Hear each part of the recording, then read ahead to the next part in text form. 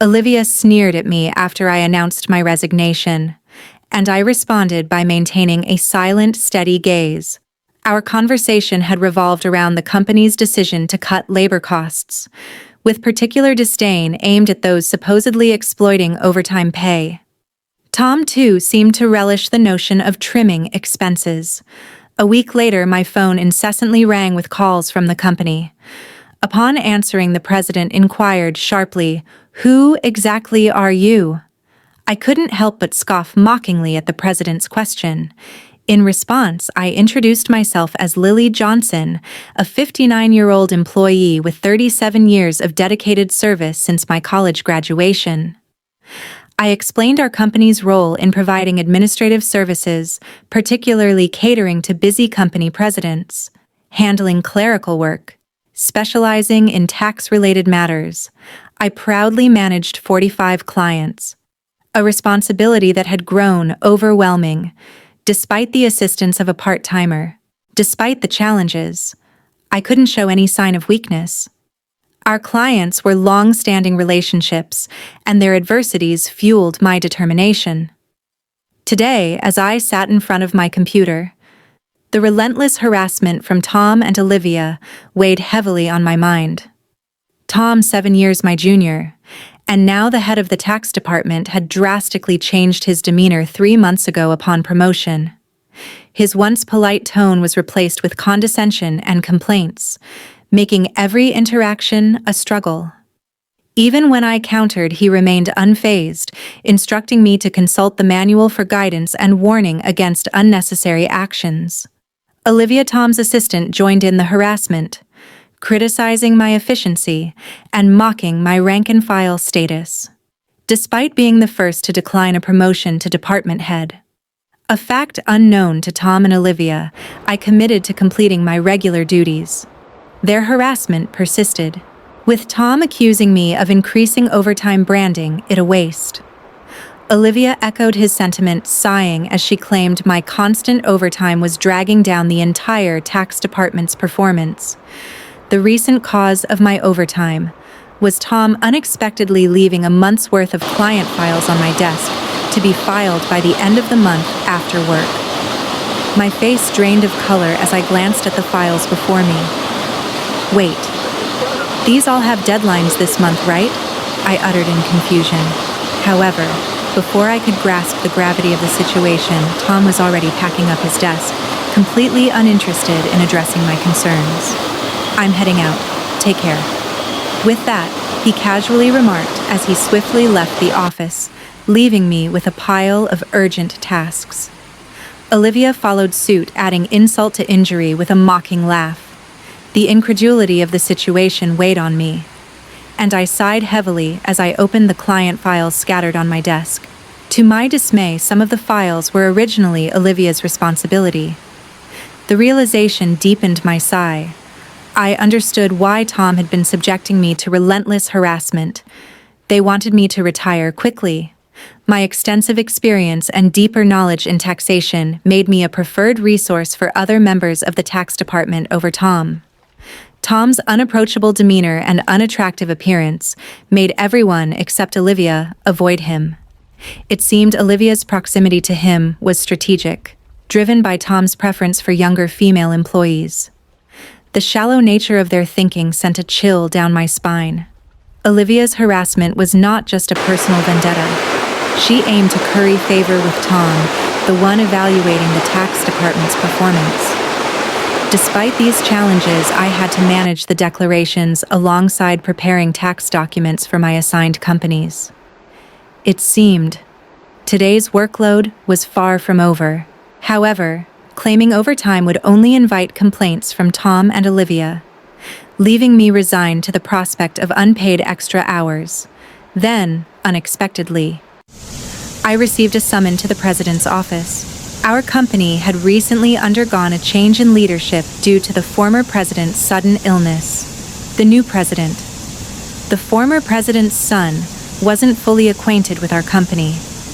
As I entered the office, I noticed Tom and Olivia with unpleasant smirks on their faces. In a tense atmosphere, the president dropped a bombshell. "Lily, We'll need you to resign by the end of this month." My mind spun. I asked for clarification. Tom and Olivia had apparently accused me of overbilling for overtime, citing that while others had around 15 hours, I had exceeded 80 hours. The president, oblivious to the true circumstances, seemed impressed with Tom and Olivia's zero overtime. The reality hit me. The inflated overtime was a result of doing Tom and Olivia's work. However, revealing Tom's instructions would risk portraying it as my own inability to manage time effectively. I presented the facts, asserting that I hadn't overbilled for overtime, but struggled to finish my workload within regular hours. The president sighed deeply, expressing doubt, but acknowledging the lack of evidence to pursue the matter further. Nevertheless, he insisted they couldn't retain someone working at such a slow pace. Resigned to the situation, the president suggested my resignation, and it seemed his mind was made up. Told to leave the company I had devoted 37 years to, I felt a weariness settle in. Despite my dedication, the additional workload from Tom and Olivia went unappreciated. I agreed to resign at the end of the month, acknowledging that I had already communicated my decision to the president. As I glanced at Tom and Olivia, their vulgar smiles reflected satisfaction. Leaving the president's office, Olivia taunted me with a sarcastic, "Thanks for quitting," her sneer cutting through. I responded with a silent stare, facing similar disdain from Tom, who shared his approval of cutting labor costs and labeled me as someone exploiting overtime pay. Observing their cheerful conversation, I pondered the handover process. Creating documents for all my clients, I ensured proper farewells and appointments, with those I could meet personally. Unable to schedule a meeting with the president, I resorted to letters to inform them of my successor. A week post-resignation, enjoying a moment of relaxation at home. My mobile phone rang. Seeing the company's call, I hesitated, having already completed social insurance procedures. However, persistent calls from both the company and Tom and Olivia's personal mobiles led me to answer reluctantly. As I picked up, the president urgently spoke, asking, "Who exactly are you?" I couldn't help but mockingly reply, "Just an unemployed lady who resigned from the company, nothing else." Whoa. In response, the president urgently explained the chaos since my departure. 49 calls to stop transactions with the company. He pleaded for my immediate return, revealing a sense of panic in his tone. Reluctantly, I rose from my seat and made my way back to the company. Upon my arrival, I found Tom and Olivia waiting, their faces notably pale and dark circles underlining their weary eyes. Surprised by their drastic change in appearance, I inquired about what was happening. Tom glared at me and revealed, "Since you left, we've been bombarded with calls to stop transactions, not just from your clients, but also from prospective companies we were planning to introduce." "What did you do?" Olivia echoed the suspicion, expressing disillusionment at the thought of me resorting to underhanded tactics. Their haggard appearance suggested the toll. Handling cancellations. While I had not manipulated the clients, I had a hunch about the reason behind the transaction halts. Considering the inevitability of cancellations, I mumbled my thoughts aloud. Tom, however, accused me outright, insisting I had orchestrated something. He demanded I go to the president's office immediately, forcefully escorting me there. Upon entering the president's office with Tom and Olivia, the president greeted me with a direct look in his eyes. Tom declared, "President, I brought her," with an air of authority, while Olivia hurriedly followed suit. Ignoring their accusatory tone, the president questioned me about the abrupt halt in transactions after my departure. I took a deep breath and explained, "Our clients don't need us to manage their taxes. There are tax accountant firms that offer cheaper services. They continued with us because of me." Tom snapped back, questioning my self-worth, and Olivia taunted me, both challenging my value to the company. Undeterred, I elaborated on my unique approach, offering tailored tax-saving strategies that resonated with our clients. Tom dismissed it as inefficient, arguing that their manual-based operations were more practical. The president sighed deeply, recognizing the fundamental difference in our approaches. In a serious tone, he said, "Actually," signaling a crucial revelation or decision to follow. I received a surprising call from my father, the former president. It turns out that some clients who had stopped transactions went directly to Dad to negotiate on your behalf. I hadn't anticipated clients going to such lengths for me. Dad emphasized, the president continued, that the tax department thrived because of your contributions. Not only did you manage your clients efficiently, but you also supported your colleagues' clients, possessing knowledge that even Tom couldn't match. Dad disclosed that if I hadn't declined the promotion, I would have held a higher position than a department head by now. The current president expressed regret, with a pained expression. Olivia appeared shocked, probably grappling with the idea that I could have been her superior. The president apologized for making me resign initially and asked if I would consider revoking my resignation. According to Dad, I was indispensable to the company. While I appreciated the change in the president's perspective, I hesitated to accept.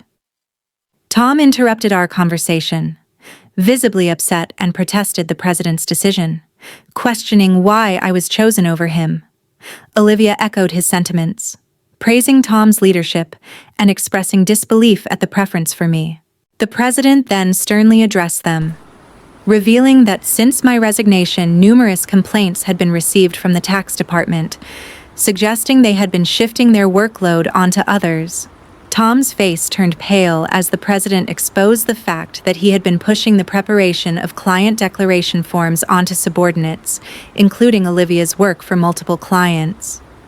The president pointed out the irony, considering Tom had accused me of being a salary thief. Observing Tom and Olivia's pale expressions, the president continued, revealing an alleged leak about their romantic involvement. Tom struggled to defend himself, claiming he was merely mentoring Olivia as her superior. However, the president produced receipts from the accounting department indicating dining expenses filed by Tom. Confronted with evidence, Tom, sweating profusely, was unable to provide a convincing explanation. Olivia, too, turned ghostly pale as the president accused them of neglecting their duties, inflating expense claims, and violating company policy by having an affair in the office while being married. In a calm and straightforward manner, the president declared the termination of their employment effective immediately. Tom and Olivia tried to resist, promising to retract the receipt claims and pleading for their jobs. "I have a family," Tom desperately pleaded, attempting to reverse his termination. Olivia echoed his sentiments, carefully expressing her fear of being fired. She promised to apologize to me and others for burdening them with work. Realizing the gravity of the situation involving neglect of duties and an affair with a supervisor, concerned about her reputation, she implored for a second chance. Sensing their desperation, I offered advice.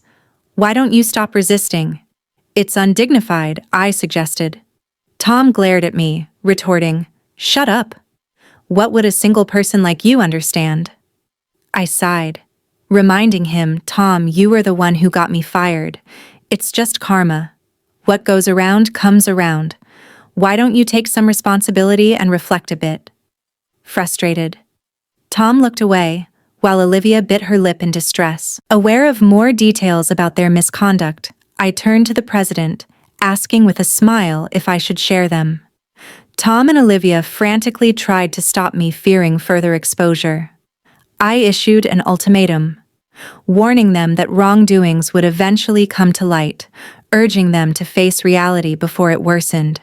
At my word, both Tom and Olivia collapsed to their knees, and the president decided to fire them on the spot. Later, I revealed more about their misdeeds, including Tom faking business trips to spend days with Olivia and their insidious tactics of harassing disliked employees into quitting. Despite my attempts to help those employees, Tom and Olivia's strategies were relentless, They repeatedly reprimanded and pressured employees out of my sight, often assigning sudden tasks with tight deadlines. The resigned employees had initially asked me to keep quiet, but since they were now happily working elsewhere, I decided it was time to speak up. The president, furious at my revelations, expressed anger about cutting Tom and Olivia's final salary. He planned to thoroughly investigate past inflated expense claims. Tom, with tears in his eyes, begged the president not to cut his salary, fearing the impact on his family. As the truth unraveled, Tom's affair with Olivia came to light, leading to Tom's divorce. The two now faced claims for compensation in the divorce lawsuit, marking the consequential aftermath of their actions. I became aware of the situation when Tom reached out to me, seeking assistance in persuading the president to reconsider their firing. Olivia and Tom found themselves in dire straits. Despite their efforts, they struggled to secure new jobs in the tax industry. The industry's close-knit nature meant that word of their misdeeds spread rapidly, making potential employers hesitant to hire them. Desperate for income to cover divorce, compensation, and living expenses, they resorted to day labor at construction sites, a stark departure from their previous office roles. Olivia would often call me in tears, pleading for help. "Lily, please help. I only wanted a better life, and I never truly liked Tom," she cried. However, I couldn't ignore the fact that their predicament was a consequence of their own actions. Many, including myself, had been impacted by their behavior. I reminded Olivia that the consequences were a result of her choices. "You can't unring a bell," I told her firmly. Facing hardships was the consequence of her decisions. Olivia's despair echoed through her protests. Despite her regrets, the outcome remained unchanged. As for me, I chose to distance myself from the chaos of the corporate world. Despite the president's pleas for my return, I declined. Once told to resign, I had no desire to return. Instead, I found solace in assisting at a friend's tax office, supplementing my income and enjoying a more relaxed lifestyle. In the future, I entertained the idea of starting my own office, where I could serve my clients without the constraints of corporate bureaucracy. In my own space, I could fully dedicate myself to my clients' needs. As a tax accountant, I aspired to be on equal footing with my clients, providing service without superiority. This marked the beginning of a new chapter in my life, one filled with excitement and opportunities to pursue what truly mattered to me. My second life had just begun, and I eagerly anticipated the journey ahead.